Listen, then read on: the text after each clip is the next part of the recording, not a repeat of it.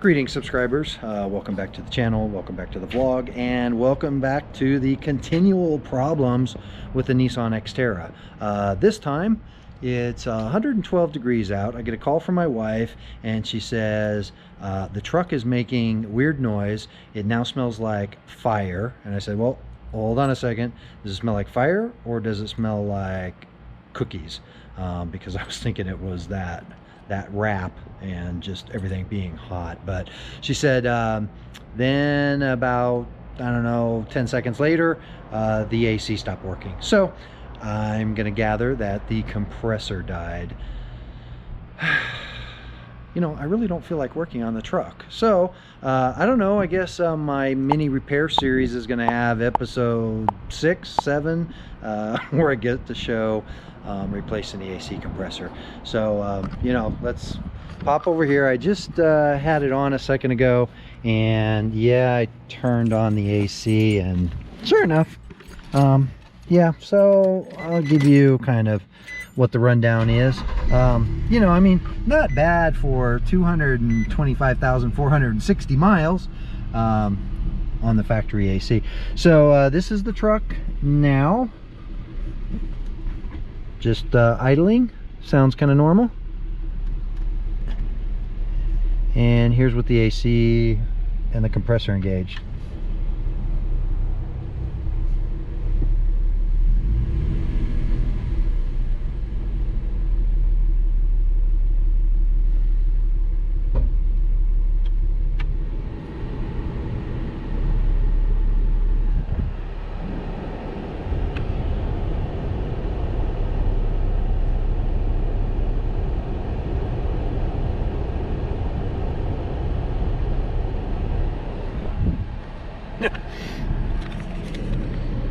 Of course, now it's not making any noise, but also I don't think it's blowing any cold air.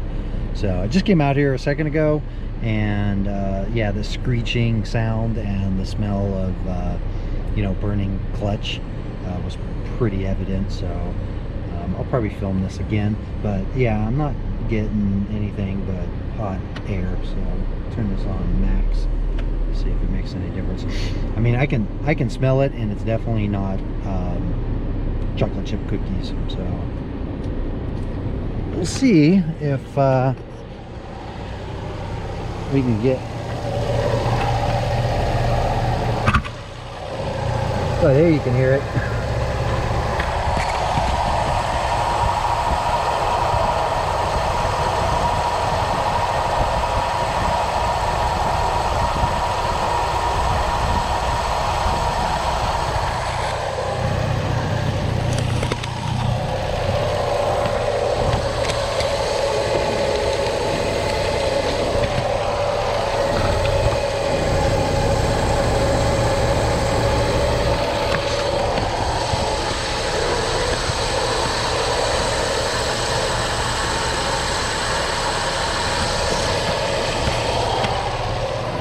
Can't really get at it.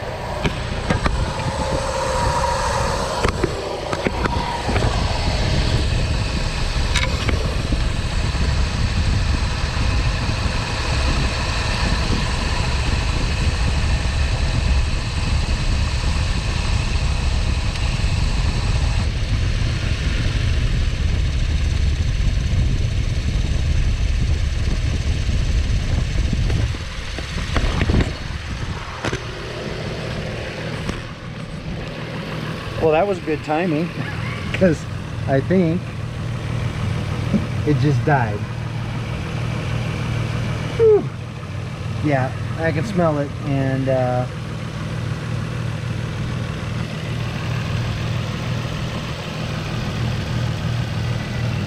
alright, well, I probably don't have time to order one online and get it here, because she needs the truck tomorrow for work and definitely needs air conditioning. So probably gonna have to run to AutoZone or something. So we'll see what they have online, see what they got in stock, see how long this thing's gonna take to swap out as well. So it's not gonna replace itself, I guess. Anyway, stay tuned. One pair of pants later. Welcome back. Day 2 with the AC compressor. Yeah, I went out last night, found one at AutoZone, and by the time I got back it was like 11 o'clock at night, and I just did not feel like working on that. And I really don't feel like working on it now, but at least today it's like 94 degrees. It was raining earlier, so I've just been kind of trying to wait till that passed, and now got on my hip-hop pants, so we're gonna get to work on this thing. Man, I was loading pallets and stuff, and so my hands are just killing me, and that's why I really don't feel like wrenching on the truck, but I don't really have a choice. So this is the compressor that I got at AutoZone. At least had one in stock, 4 seasons. It was a little more expensive, but a little bit better quality, had all the O-rings and everything else inside, so I had to pick up that, some fluid, some oil, I think a couple other things. Oh yeah, and also a new serpentine belt, because I figured, while I had that all apart and I had the tensioner undone, I might as well replace the belt. So I got yeah, Continental, so we'll get that swapped out, get the compressor swapped out, and then get that thing back on the road. Man, I gotta pull the tire, I gotta pull the fender well, I gotta pull the air box, and I don't know. As you can tell, I just really not in the mood, but it's not going to fix itself. So anyway,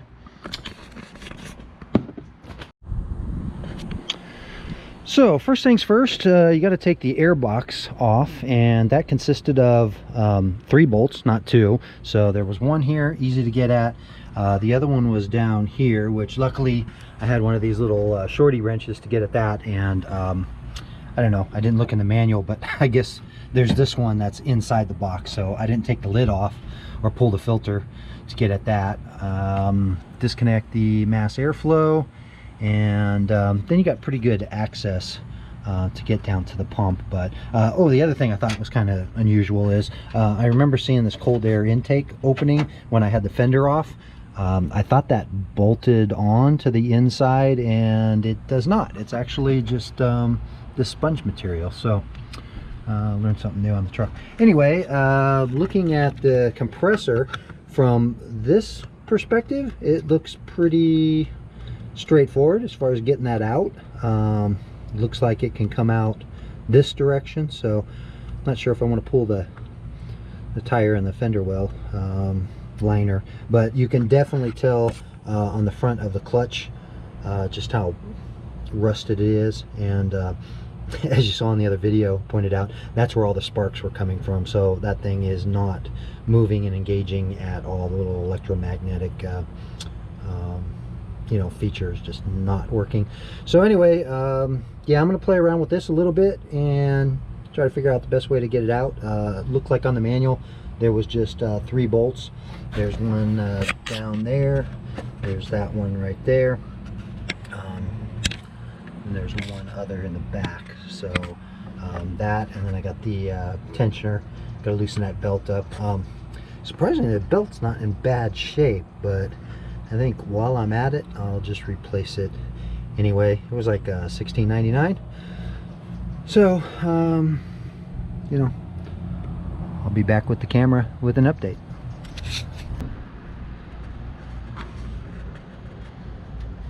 Okay, so it is a little easier to get at with the fender liner removed, but I mean, not really.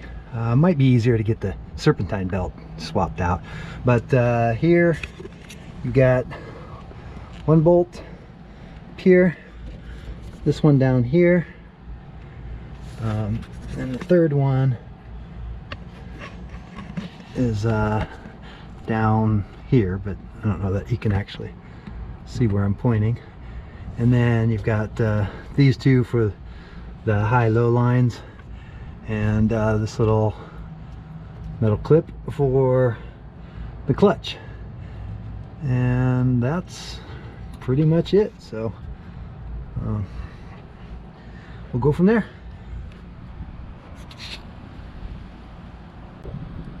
Okay, well, all in all, this was actually a lot easier than I thought it was going to be, because, you know, looks pretty straightforward until you start tearing things apart. So this has basically got 2 bolts for the high and low, and then 3 mounting bolts, and this is what those look like. They're reusable because there weren't any in the new compressor box, but did get new O-rings, and you know, and you can also see on this thing just how bad the corrosion was. And the new compressor is actually really nice. Looks better than the factory one. So like I said, this was about $70 more than what I could get online, but I needed it now, so I've got till 10 p.m. to get a rental car back. So in here, again, pretty straightforward. Get the tensioner, take the belt off. You get a nice spot right there where this thing fits. One actual little update though that I did have to do is I told you I had to take the air box off, and then also had to take this little transfer tube going across to the throttle body, because otherwise you can't get at that tensioner. You need this room right here. And actually, to my surprise, I was going to go ahead and clean the throttle body while I was at it, and it's not in too bad a shape. I'm gonna probably wipe up a little bit of that on the edge, but other than that, looks pretty good. And from this angle, you get a really clear view where that compressor sits. So there you go. Back in a second. So I was just gonna prep the compressor before I put it in place, and I was pulling the sticker, and I'm glad I actually read it, because it says this compressor is pre-charged with 3 ounces of oil. I need 6.1. I wasn't sure, so you know, I got a whole bottle. This is 8 ounces, and I got a little measuring syringe, so we'll get that filled up. It says fill on this side. Just pop these off.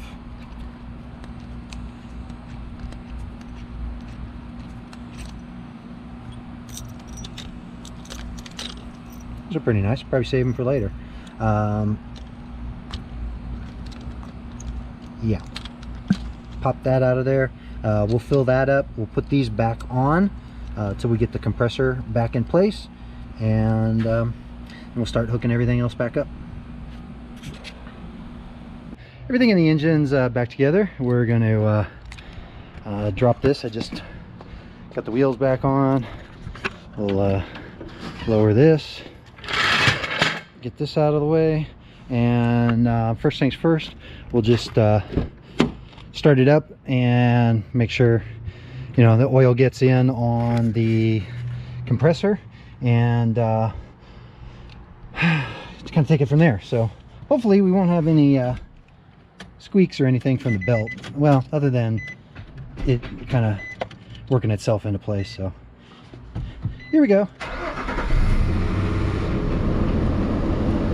All right, sounds good. And then last, we'll charge up the system. I think it needs 700 and something grams. So unfortunately, I bought some of these R134s, and they are, yeah, 340. So that's, you know, 680 plus another one. So once again, I'm gonna end up with like a half a can, unless I use the other stuff that I put in there, because, you know, kind of pisses me off, because I actually filmed and vlogged doing the AC, I don't know, like right after I did the cats, or maybe the TPMS sensors, and did 1.5 cans, and I was kind of vlogging that as like a repair thing. Hey, here's how you recharge your AC, and now all of that's gone, and you know, the other stuff that I used is out of the system, so just gonna fill it up with that. But I'll put that on the end of this video, and you know, kind of tie it all together, so stay tuned. Okay, so this is the gauge I had before last time I charged the system, so we'll just use this again and try to see the best we can one-handed. So you know, first things first, we got to get these cans on here. So just get this screwed onto this end, and I think these ones are self-sealing, so that's pretty good. And if you just crank this down in there, that will puncture the can. Again, I saw that these things had a little rubber gasket in them. Let's see if I can show you that. It's got a little red rubber gasket in there, so it's supposed to be self-sealing.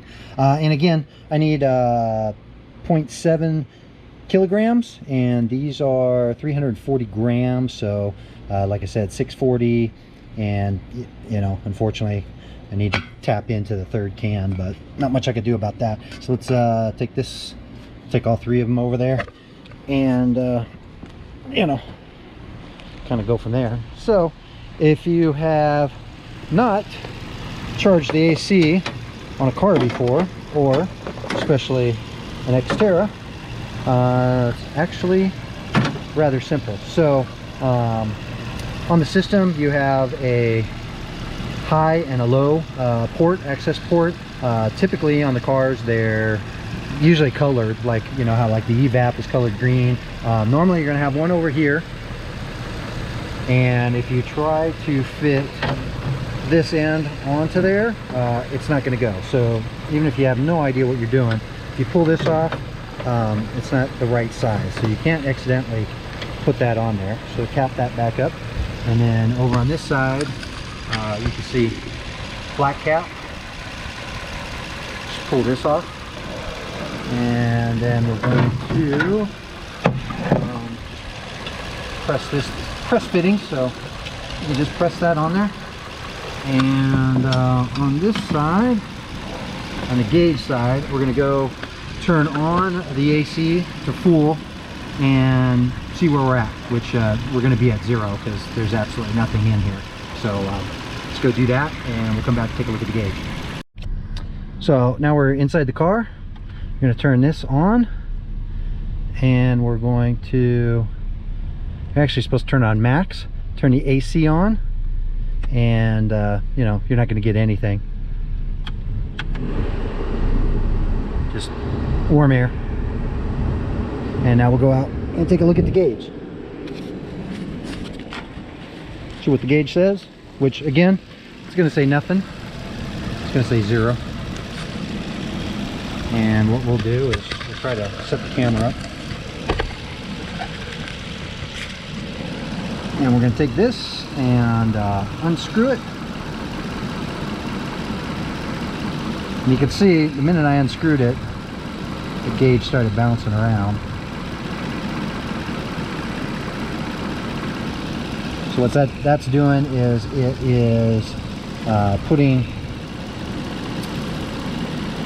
that fluid and sucking it into the system. So you just want to keep shaking these, and you'll see that's slowly starting to raise. But again, I need 2.5 cans, so this system's completely empty. So it's creeping up, and what you want to do is you want to be in this blue zone or green zone, depending on what kind of gauge you have.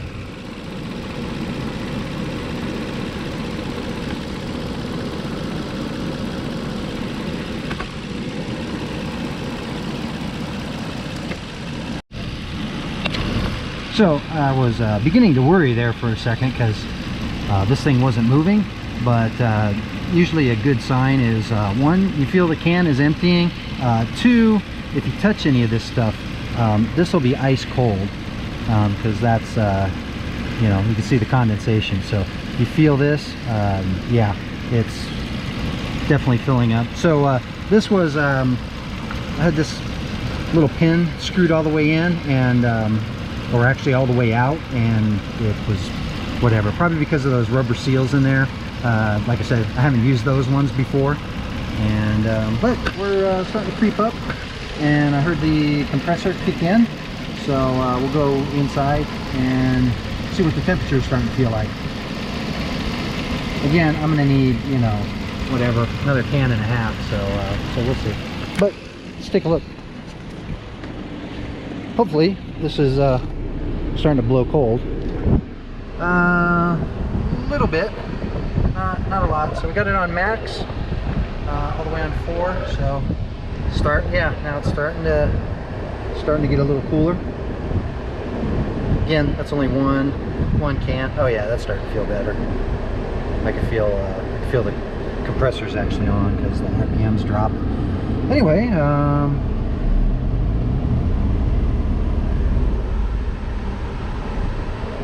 meanwhile, while we're waiting on that, where's that belt? I was actually surprised. If I remember correctly, this is the factory belt, and the fact that it is still in pretty good shape after that many miles is kind of surprising. It's a little cracked on the inside, so I'm glad I replaced it, but they're actually pretty easy to replace on an XTerra, so highly recommend this for like under 20 bucks. Definitely good, but it didn't seem like we were getting any slippage or any noise on it, but and this is still, again, I'm surprised this is so pliable. It's kind of like the brakes. You know, I got like 150,000 miles out of the factory brakes. So let's see where this is. Can is almost empty, and it's very cold, so let's take a look at the gauge. Okay, put that in. Like I said, I wanted to use my Red Tech, but you know, I'd already bought 3 cans since I was there buying the compressor. I just figured, well, we'll just fill this one up with the AutoZone crap and the AutoZone compressor and the AutoZone oil, and just leave it at that. So all right, well, I'll get another can in here, and then we'll see how it feels on the inside. Okay, this is can number 2, almost in the middle. And you know, I will say I do not like these cans. With the other ones, especially the Red Tech ones, when you puncture this top, you puncture it, and you know, the 134 starts flowing. These ones have that little red rubber gasket in them, so I mean, I've actually punctured this and then backed it all the way out, and then had to put it almost all the way back in before the can got cold and before I could tell there was actually stuff flowing. So just a little irritant. Hopefully I don't need to charge the system though, like ever again. So we got about this one's almost empty, and then we're gonna do about 1/3 of the other can. Should be fine. And I believe the air is actually, oh yeah, I can feel it outside the truck. Woo! Yeah, that is ice cold already. Oh, I'm just gonna stay in here. Whew. I can feel it outside the door. Yeah, that's much better. Oh, that is much better. All right, anyway, let's finish off this other can, and we'll call this vlog done.